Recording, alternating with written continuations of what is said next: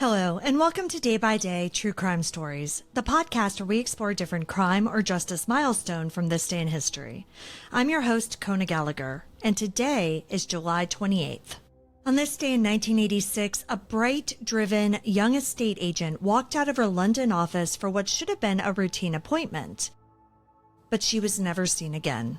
Her name was Suzy Lamplugh. She was just 25 years old.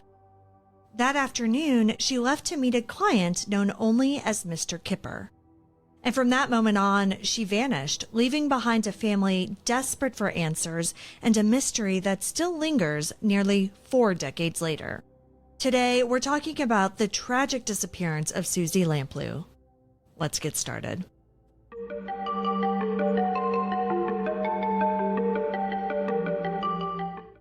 It was just before 1 p.m. on Monday, July 28, 1986.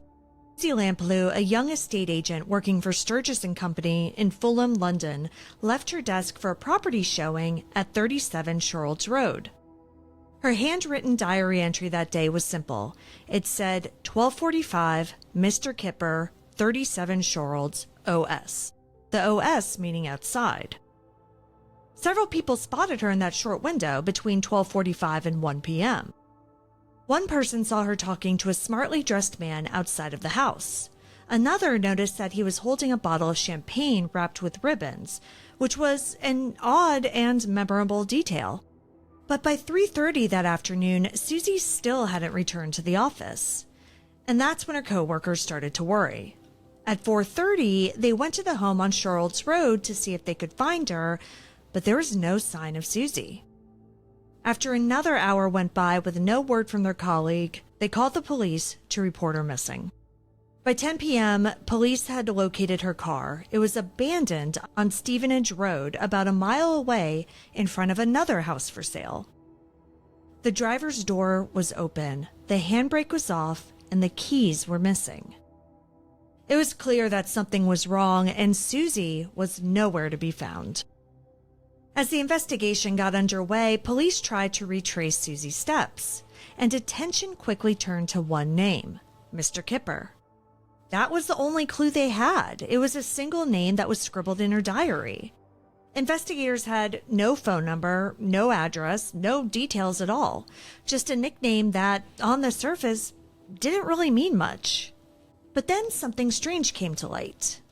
Only a few days earlier, a man named John Cannon had been released on a day release program from prison, HMP Wormwood Scrubs, which was just a short distance away. Cannon was a convicted rapist with a disturbing record, and in prison, he was known by a nickname, Kipper. Despite this chilling coincidence, police at the time didn't really follow up. They didn't speak to Cannon, they didn't check the prison logs, and that was a critical missed opportunity, one that they would only acknowledge years later. As the search stretched into days, the media picked up Suzy's story, and witnesses began to come forward. One jogger remembered seeing a dark BMW suddenly stop down the road, and a woman who matched Suzy's description struggling with a man inside the car and sounding the horn in an apparent attempt to attract attention. But despite this and other witness accounts, there was still no sign of Suzy. As the years went on, that name, though, it never truly faded, John Cannon. He matched witness descriptions of the man who had been seen with the champagne and who had been in the dark BMW.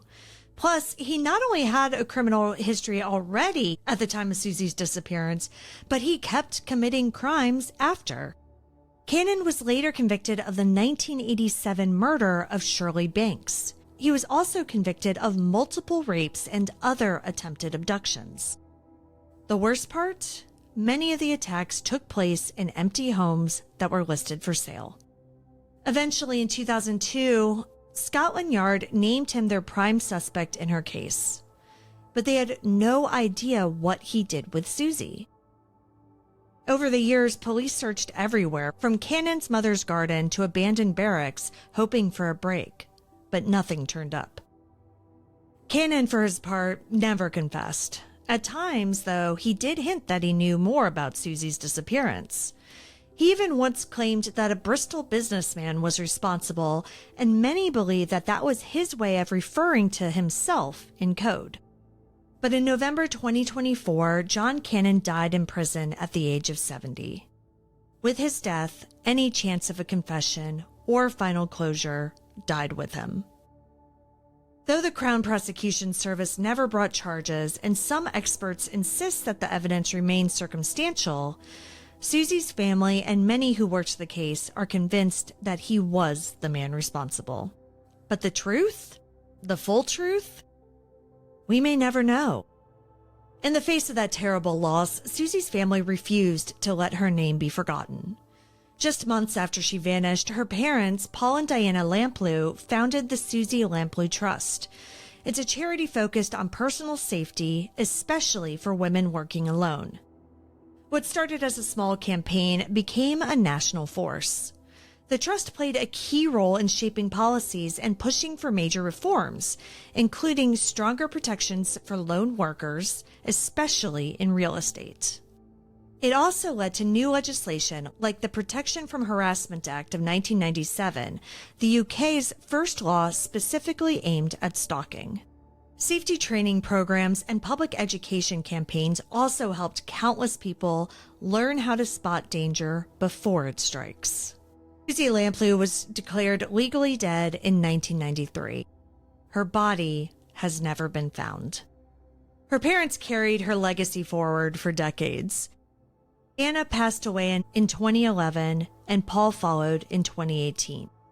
Both were recognized for their advocacy and were appointed to the OBE, the Order of the British Empire. Today, the trust continues its work in Suzy's name. And after Cannon's death in 2024, her brother Richard said it best, quote, "We'll never get closure, but we hope people never forget what happened to Suzy," end quote. Suzy Lamplugh left her office to do her job, to meet a client, and she never came back. Her story is heartbreaking, but what her family did with that grief, what they built from it, is nothing short of extraordinary.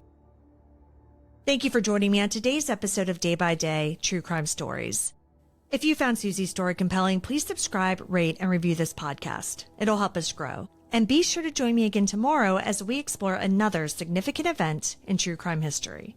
Until then, stay safe and remember that behind every headline is a life worth remembering. Day by Day True Crime Stories is a Little Monster production. Hey, you can do it!